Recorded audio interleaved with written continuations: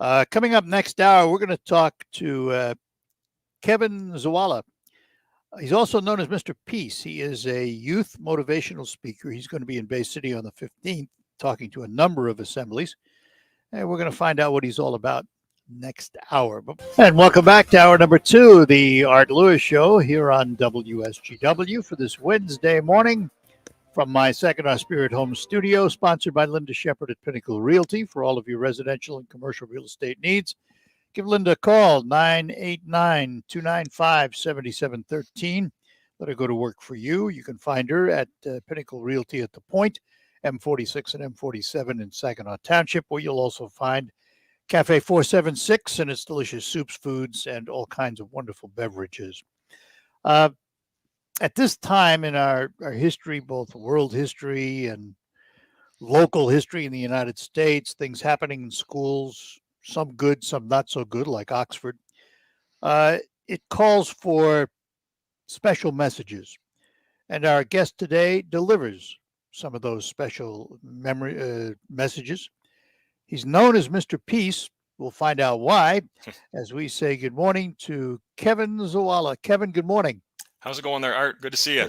Going well. Good to see you too. Yeah, you can see us on video, by the way, folks, if you want to watch our stream this morning. So I guess we need to start out with the Kevin story, the Mr. Peace story. What did you do before you got into this, and how did you become Mr. Peace? Yeah, it's been a long journey. I went to the University of Michigan, Ann Arbor, got my degree in economics, started doing celebrations of diversity on campus, basically an annual concert right on the heart of campus on the Diag. A lot of break dancers, poets, bands, just different multicultural groups coming together to meet one another, people from different backgrounds, different walks of life. And it was something that when I got to that university, coming from pretty much an all-white community from high school, I just embraced it. And I grew so much because of people from different walks of faith and people from different skin colors and people from different countries and people with different languages. And it was just such a, melting pot of diversity that I wanted to say, hey, that's their staple, the University of Michigan's pride, that they have all these people from so many different areas of life, but how do we connect them? And so this annual celebration, it wasn't a cure-all, but it was just one way to bring people together every September. I did that for 10 years. And as a result you did it when you were out of Michigan. Correct. Yep. I just kept it going year after year. And Mr. Peace is kind of what came about as it. People started calling me Mr. Peaceful. When the local newspaper dropped the full, and it just became Mr. Peace. And then now that has translated that multicultural diversity work into schools, where I'm able to sometimes reach the same number of students in a day as I was once a year at this event. And now so it's just been heavy on the heart. You have a company, Mr. Peace Incorporated? Mr. Peace Incorporated, that's my nonprofit, 501c3. We're a private foundation, mainly for accepting donations in and out to help fund assemblies at schools with limited budgets or no budgets. So you got degrees. What did you do before you became full-time in Mr. Peace? In the inspirational field? Yeah. Yeah, right. So the degree in economics was my undergrad from U of M. I went to Wayne State, got my MBA, Master in Business Administration, Entrepreneurial Management and Marketing, and started in the auto industry right out of college. Doing sales and marketing. Did that for about 5 years, but left that in 2010 to go after my greater passion, my greater calling, I feel, which was to try to work with youth, right? So I stepped into speaking and I wasn't as established as I am now. And so it was kind of like a pinball machine, meeting this person, just sharing my heart and speaking pro bono, taking vacation days to go talk. And then I ended up falling into youth ministry. I did that for about 6-7 years. And so now I left that again in 2018 to go full time again. But the idea is that I'm able to offer assemblies both on the public school side and the private school side. And indeed, Kevin is going to be in Bay City on the 15th with several sessions we're going to talk about. But, let's talk about the message. First of all, in order to deliver a message of any kind, you have to have a receptive audience. Yeah. Are the kids receptive when you go to an assembly, for example? I've seen images of you with Yeah. glasses that flash and all kinds of things, but you use Right. those to get their attention, I assume. Yeah. I think as any student, I mean, any participant, whether they're a student or an adult, when you first walk into a gymnasium or auditorium or wherever I'm speaking, there's judgments. There's, okay, who's this guy coming to speak to me? What can he possibly offer me? But I open and close both of my, all of my presentations with hip hop. It's one of my talents. Some rap music, if you want to call it that, but positive rap music. And through that and spoken word poetry, that talent, I'm able to take the message deeper because I get their respect right away. It's a pin drop as soon as I start doing that. And now they are a little bit more engaged and say, okay, what does this guy have to tell me? I'm going to be more receptive to hear what he has to say. And I start just by talking about stories of people their age that have reached out to me over the years, some of them in pain, but that have chosen to turn that pain into greatness. And when they hear something that strikes a heart chord that maybe relates to their own home situation, I don't pretend to know what goes on behind closed doors, but if there's something that I shared, particular video or exercise or just whatever it was, that anecdote, that maybe it is going to plant something inside them to start to feel again, to start to say, hey, I haven't really fully experienced that emotion, or maybe I never experienced the emotions that I needed to really get past that phase of my life. So if I asked you to describe the mission of Mr. Peace Incorporated, what would it be? What do you see your mission as? It's to help at-risk youth. I specialize in bullying prevention, student mental health, diversity and inclusion, suicide awareness. So it's trying to bring hope to the hopeless. And as a result of the pandemic that you had mentioned as well, those feelings of helplessness and hopelessness have just skyrocketed, right? The mental health issues, especially among our young people, the pediatrician visits are, the sick visits are now getting outweighed by mental health related visits. That there's a lot of loneliness. There's a lot of feelings of, hey, I feel alone, like no one's there to support me. And we need people, whether it's my one person coming in that 45-minute session and saying, hey, I believe in you. I'm here for you. The adults in this room love you just like your own family. Reach out if you need to. That's what we're here to. I mean, that's what we're all here to do, is to try to have that type of connection. It's interesting. The good news, bad news is more young people are coming out for mental health help. Right. But we still have that stigma. And there's still a lot of people that won't come forward with mental health problems because of it. We need to do something about that. And we're doing it. I think we're doing it in society more and more. Yeah, I think it's becoming more of the norm. My speaking mentor, Jim Tooman, also from the state of Michigan, when you talked about suicide in the 80s, you weren't supposed to. you were just kind of supposed to just internalize that, keep it to yourself, sweep it under the rug. And now it's not taboo, but it's just something that people are discussing openly. You see a lot more athletes, right, in the news coming out about their feelings of depression and anxiety. I mean, all of us experience some level of that at some point in our life. But for these students to know that they never have to go it alone is huge. I mean, the irony, right, Art, is that they have thousands of friends and followers on social media, but yet they can still feel so alone. Well, we're going to talk about social right. media and just how social it isn't. We're talking to Ken Sawala, Mr. Peace. He's going to be in Bay City on the 15th. We'll tell you about his various appearances coming up, talk more about his topics, but we got to take a break, and we will be back after these notes. Your time for All right, we're back with you talking to Kevin Sawala, who is Mr. Peace, motivational speaker, particularly when it comes to youth. You have a fan. I got an email from Richard who said he saw you last August at Domino Farms. Oh, beautiful. And Nice. was very impressed. Nice. So let's talk about your appearances on the 15th in Bay City. Where are you going to be and what are you going to be doing? Yeah, sure thing. So I'm going to start the morning at McKenson Elementary, and I'm going to be speaking to grades K through 5 about bullying, looking at our heart first, treating people like you treat your own best friend. I'm going to follow that up by an afternoon meeting with grades 6 through 12 at a youth appreciation event. And this is going to be at the Doubletree by Hilton. This is put on by the Bay City New and Optimist Club. They're the ones that are bringing me in for the elementary as well. And then the night's going to cap off at the State Theater for a parent program for any parents with children grades pre-K through 12 and above at the State Theater, talking about cyberbullying and social media. So how different are the messages that you provide to that fifth grader versus their parents? Right. So if you can picture this, I have presentations at each grade and age level. So there's a K2 version, a 3-5, grades 6 to 8, grades 9 to 12. And then even heart heavier is going to be what I'm sharing with some of the adults. I'm usually going to be incorporating more visual aids. The content will be a little bit more juvenile, how I'm speaking as well to the kindergartners versus a high schooler. And the assembly time is going to be a little bit shorter too, right? With the attention spans.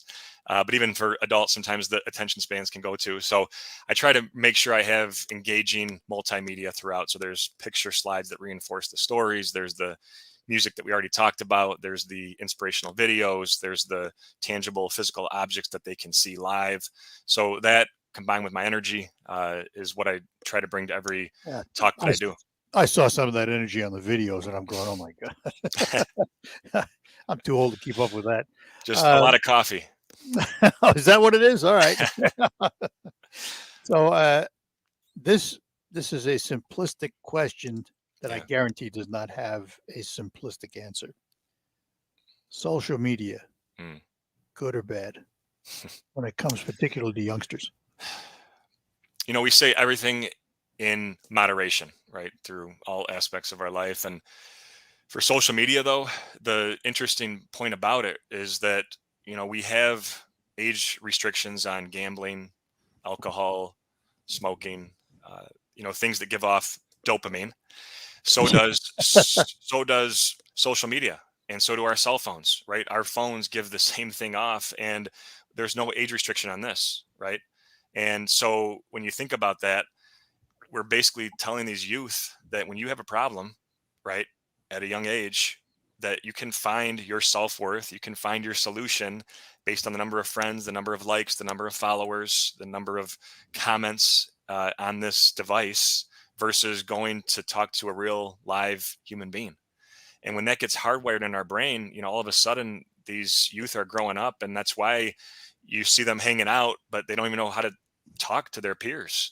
They'd rather be on their phone. I hate to do this, but I do it all the time. I hate to go back to, when I was a kid, and I'm a lot older than you. I'm 79 years old, and I grew up in New York City, a whole different atmosphere. But back then, the word social meant you met your buddies and girlfriends, and you played stickball in the street. You did whatever you did, but you did it as a group, and you saw each other face to face. You learned how to communicate with each other. Yeah. The word social today has taken on an entirely different meaning. It's all done with thumbs. And my greatest fear, there's the fear of isolation and all that, but my greatest fear is that when these thumb users get into the real world, they're not going to know how to talk to the people they have to talk to, but they're only going to know how to use their thumbs. Well, yeah, and you talk about face-to-face, that nowadays is FaceTime, right, on the phone. Here we are, right, sure. And, there's great benefits to it, right? And we think about the pandemic and virtual learning. And I just saw a study from the Common Sense Education Organization that said they interviewed ages 8 to 18 and talking about being online and having these virtual connections, that for a lot of them, that helped them get through the heart of the pandemic. But now what the other question was that they answered is that they are craving in-person connection even more than they did before the pandemic, right? They want that physical heart-to-heart communication with each other. And that's a great sign, but now we have to go and we have to live that now. Well, I kind of look at it, and then let me throw this out and get your reaction to it. I kind of look at it this way. I grew up with face-to-face social interaction. That's the way I grew up. Right. And when all the toys and bells and whistles came along, I craved going to those just to see how they work. Right. These kids today grow up with the bells and whistles. They know how they work. Yeah. They crave what I had. Right. It's sort of a reversal, isn't it? Well, it's crazy to think, right? Anybody born after 2000, really, the mobile revolution had started then, social media in 2009. So many of these young people, that's all they've known.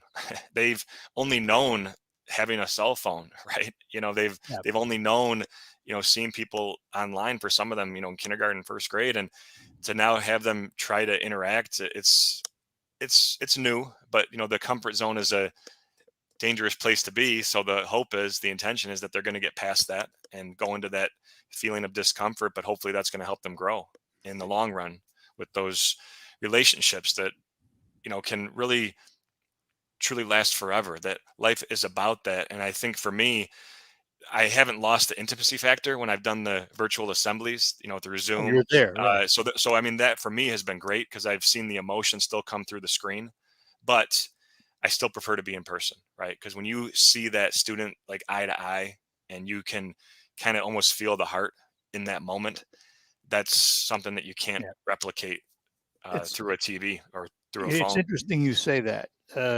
I've been working from home now for 2 years Yeah. since the pandemic began, and no end in sight. Looks like I'm Mhm. probably going to stay here for a while. Yeah. And what I miss as an interviewer and as a talk show host is that face-to-face interaction. Sure. Now that we have streaming where I can see you and you can see me, it has alleviated some of that, but it is still not the same Mhm. as being in a room with a person Yeah. and being able to gauge reaction and all of that. It's just not Yeah. the same. No. No, that heart vibe that you feel, right? That's It's a right. real thing. It's a It's a real that's a thing. good And I, way to and I, put it. and I think, for me, when I have to mute everybody on that call around me, when I'm presenting, I don't have that energy, because I feed off that energy. I feed off the kids going Oh, back and forth like this and clapping and, shouting whatever it is. So it's tough to, maintain that same energy high when you don't really have everyone commenting back and you can't see every face yeah. at once. So yeah, Well, I hear that's you what on that. people like you and I do. I call us interactors. We Hmm. interact with people. Right. And there's nothing like doing it in person. Nothing. I don't care how good the video gets. Yeah. The day may come that I'll have a hologram of you sitting in front of me and look real and all of that. It's still not the same, you Sure. know. But Yeah. it's the new world. I mean, you either accept it or you get left behind. But And I think that's kids with feel that any way too, don't they? exactly. And I mean that's with any talk, right? That you can have all the bells and whistles and have the production quality, be 10 out of 10. You can make sure that you're not saying and all the Toastmaster and Dale Carnegie things that they teach you. But at the end of the day, all they're going to remember is your heart, right? They're going to know instantly whether you care or don't. And they, have this meter in their mind that they know if somebody has something vested in their well-being. And I try to make that apparent, right? That I'm here because my heart bleeds for you guys, that I have been through some of those same storms. And I'm telling you that things can get better, that you can keep your head up, that you can get through this, that things can make you stronger. Uh, and for them to hear that, that they're here for a reason, that's huge. Yeah. Hang on, we'll take a break and we'll be back. We're talking to Kevin Sawala. He is Mr. Peace, has a company, Mr. Peace Incorporated, going to be in Bay City on the 15th, talking to various organizations. We'll remind you again who they are and how you might participate when we return. Service mastered by Fusen, your fire, water, and storm. And we are back with you, and we are back with Kevin Sawala, who is Mr. Peace, be in Bay City on the 15th, talking to school groups and parents. One of the things that you talk about is suicide prevention. Yeah. This has become a forefront topic. It has been a forefront topic here in the Bay City and the Saginaw and Midland region for a long time. We have something called the Barb Smith Suicide Resource and Response Network. Um, it has impacted people. What do you talk about when you talk about this to the kids, or is this not a topic you bring to the kids? Well, generally I have some underlying themes of suicide prevention for grades 6 through 12 and above. Uh, Unfortunately, I've been brought into elementaries, where they had a tragedy. We're seeing it at younger and younger ages. And, for me, suicide is never about wanting to die. It's about not wanting to deal with that pain anymore, that pain Right. has just got too much. And we don't think there's anybody we can turn to. And, there's nobody that can be our champion to help us get through that. And the unfortunate part too, that we're starting to see this trend, especially with young girls, the self-harm hospitalizations have gone up with social media being introduced, and that need to feel that I have to look this way, this perfect image that's many times unattainable, that's photoshopped. A lot of the images that they see of their celebrities that they follow. And so, they're turning to self-harm, whether it's actual physical self-harm or just verbally talking to themselves in a very negative manner. And that self-hatred and that non-love gets so high that eventually they reach this breaking point. But, suicide, right, is this permanent solution to temporary pain. And the unfortunate thing that I'm also seeing is that our youth, the conflict resolution side of things has really decreased. So if somebody punches me, I'm going to punch right back, right? That we have these 6-second video mentalities that all of a sudden, our sustained attention has really gone down, but our alternating and multitasking has gone through the roof. And so it's one of these things that we just think, well, if something happened to me, then I'm going to fix it right now, right? That if somebody wronged me, well, I'm going to wrong them right back. I'm not even going to take time to decompress, to breathe, right? To really respond out of a space of love and, kindness. But the same thing with our bodies too, that all of a sudden, something happens to me painful. Well, I'm going to find a solution right away. And that unfortunate solution has been suicide in many cases. Yeah, and they don't realize they're not going to be around to enjoy the benefit of the solution. Correct. It's Correct. permanent. Yep. Permanent. It Yeah. it is scary though, when we have to talk about suicide in youth. That's a scary thing. That's a Yeah. very scary thing. Every talk I give, I pick about 10 or 12 bracelets to wear, like I do today, have on today. I was And going to ask you about that. I have thousands of these. This is one of my bags right here. But these were all from students Oh, wow. that gave these to me after my talks and said, "Hey, Mr. Peace, thanks for being here today. Thanks for touching my heart." But the majority are from students that said, "Mr. Peace, if you weren't here today, I wouldn't be here tomorrow." Right? That's how serious, Whoa. the pain issue was getting. I have to And ask this though. I yeah, mean,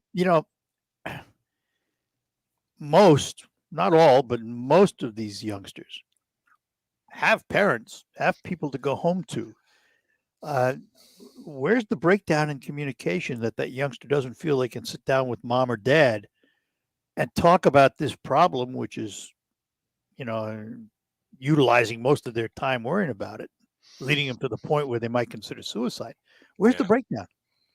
I think you kind of alluded to it earlier in the interview, just that these youth not being able to talk on their own, and unfortunately for many of them, not being able to live life on their own, that the helicopter parents have turned into the Zamboni parents, and they're going to take care of all their problems. They're going to, do whatever they need to do to help with this situation and kind of not let them even face it on their own.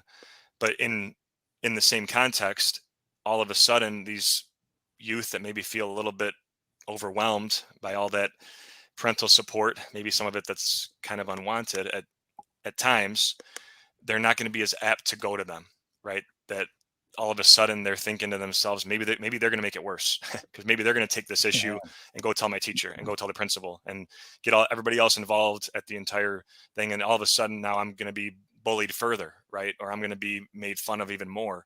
And so they just shut down, right? And then to your point too, that lack of knowing how to really communicate our feelings with one another outside of a text message, which can get misconstrued and a lot can get lost in translation. All of a sudden, how do you tell somebody that you're thinking about taking your life?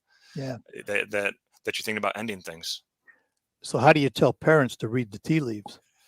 Because usually there's signs. We Yeah. recognize them after the fact. Right. Usually there's signs. I think a big part of it is that, we have to model. We have to model it, right? There's a huge difference when you go to your son or daughter and say, how was your day? versus how was your day, right? Yeah, That it's how you say it, right? that that we take away the devices and the things that are distracting us, and we really try to be focused and present. And we're getting pulled in so many different directions that it's hard because we're going from one activity to the next, and parents are working, and even though they're working from home, you think that that family time would increase more, but sometimes it doesn't. uh so it's just really trying to make the time. Time is the most precious gift that you can give to anyone because we can't get it back. And so if they're able to go to them and just spend the time, start to create that level of trust that is hard to sometimes break through, especially at the teenager age, because now mom and dad aren't as cool as they were before. Yeah. But you start building that trust slowly by just spending time with them, by just getting to know them, that eventually they're going to get more vulnerable with you. And then you can take the conversation a little bit deeper and deeper and deeper to kind of figure out what's going on. I mean, you can definitely talk to other parents if they've seen someone, their child hanging out with them, and kind of get a summary about, what they're seeing. You can talk to the teachers, you can talk to people in their life. I mean, you talked about Oxford as well earlier. There were a lot of signs, right? And Yeah, they were. could That's a whole. could there have been more Yeah. involvement from the parents? Sure. Could there have been more involvement from the school? Sure. But at the end of the day, you know, it's up to all of us to really try to notice those things. But we got to get past our own pain first, right? We got to get past our own issues if Yeah. we're going to be able to even be present and know what someone else is going through. I always talk about how hurt people, but healed people heal people. Yeah. The Oxford situation, it befuddles me how a parent could have walked out of that school without that youngster, and how the school couldn't have looked in the backpack. I mean, there were so many situations and so many indicators that would have said, you have to do this. Right. Yet they ignored them.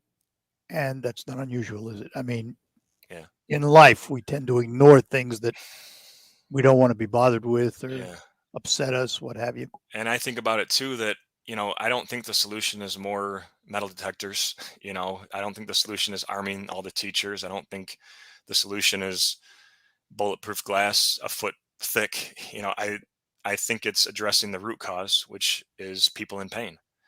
And Ethan was obviously in a lot of pain. His Huge. parents probably were too. And you think, okay, they chose to ignore certain things. Is that what their parents did? Is that what their parents Yeah. did? Right. Yeah. That we always say people are cruel. People, that kids are cruel. But I say, no, people are mirrors. People reflect what they see. Yeah. And if they see hatred or love, they could reflect either. Hopefully they choose to reflect love. And that's the big lesson I try to instill in these youth is that say, hey, you have a choice, that you can break the cycle, right? Even at a young age, that you see all this pain, but you could be that example of hope. And, are they willing recipients of the message? I mean, that again, question I asked earlier, you've got to get their attention and you've got to get them to pay attention. Are they willing recipients when you talk about some of these heavy things? So there's some students that will talk during my entire assembly. And generally, after I let them know that was me growing up, I was the class clown. I did it because I felt so empty and alone inside. They're the ones that come up to me afterwards in tears and say, that's the same situation with me, and thanks for being here. I had a student one time, front row, just talking the entire talk. And I get an email 6 months later from her. And she's like, you probably don't remember me. I was in this flannel shirt, and I remember her. And she said, at the time, it looked like I didn't hear anything you said, but I heard every word. And you talked about painful memories in our lives. And up until that day, that point in time, I never had that in my life. I've had a pretty good life. But last night, my best friend overdosed. And now she was reeling. And now all of a sudden, the message that was planted, I always say that at least the seed's been planted, because they may not be receptive now, but eventually something I shared down the road is going to hit home. The Oxford shooting, we talked about that, and a couple students messaged me that afternoon that were at the high school that I spoke at their middle school in Lake Orion a few years prior. And now they were at Oxford High School, and they said, Mr. Peace, we were running for our lives. We thought about what you talked. It started just ringing true that life has no guarantees, and appreciate the people that we have in our life now versus later. And it was just special for me to know that, these students still remembered something that was told to them, 3, 4, 5 years Yeah. ago. All right, hang on. We come back. We'll talk again about the various appearances you're going to be making on the 15th in Bay City as we talk to Kevin Suela, Mr. Peace. For almost. All right, we're back here with Kevin Suela, Mr. Peace, who's going to be in Bay City. Peace. Yeah. Peace. Yeah. So let's remind everybody again about various functions that you're going to be doing and how they may participate.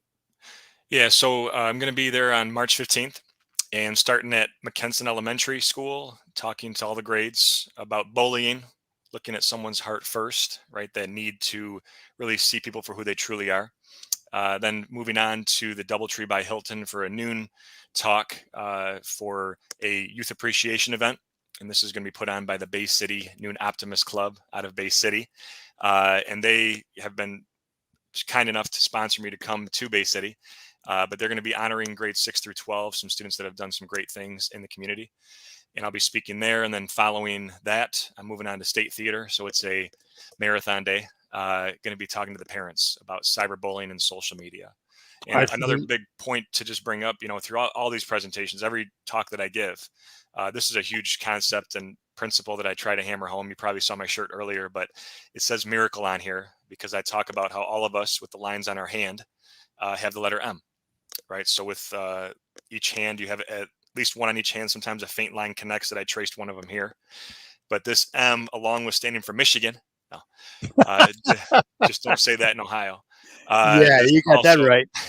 This also stands for miracle, right? And upside down W for worthy. I would have never noticed that. That we're worthy of love to give it and receive it, right? And for these students to know that they deserve loved or deserve to be loved, and to know that they are beautiful people, they are miracles. Even adults, some of them have never been told that. Some of them just don't believe it. So I got to interrupt because time has flown. Yeah. But really appreciate the time. We'll have to do this again down the road, Kevin. Yeah. Great message. Congratulations. Great. Thank you so much. And for more information, mrpeace.org, mrpeace.org. That'd be awesome. Thanks. Have a great day. Take care, Art. Thanks again. Peace. Bye-bye now. Peace.